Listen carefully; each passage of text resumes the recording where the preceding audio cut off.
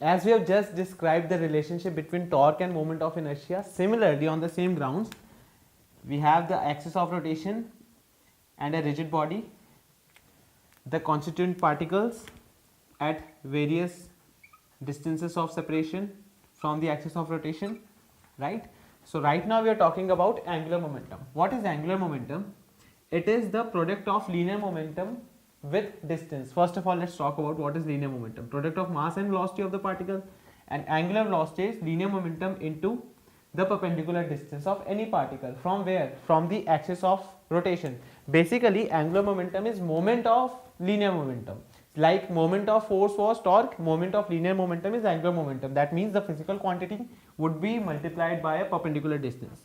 Now, instead of P, I can write mv, and instead of v, if this body is given an angular velocity of omega, v can be written as r omega times r. So this becomes m r square omega, right? This is the value of angular momentum.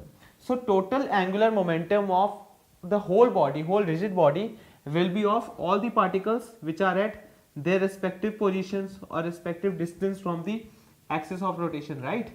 So total angular momentum of complete body would be individual angular momentums of individual particles, which would be m1 r1 square omega plus m2 r2 square omega plus so on mn rn square omega.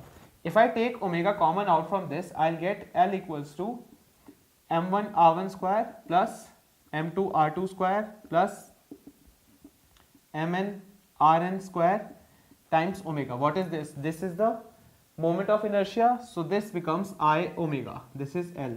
So this is the relation we are looking for, L equal to I omega, or in terms of vector it will be I omega. This is the required relationship between angular momentum and moment of inertia.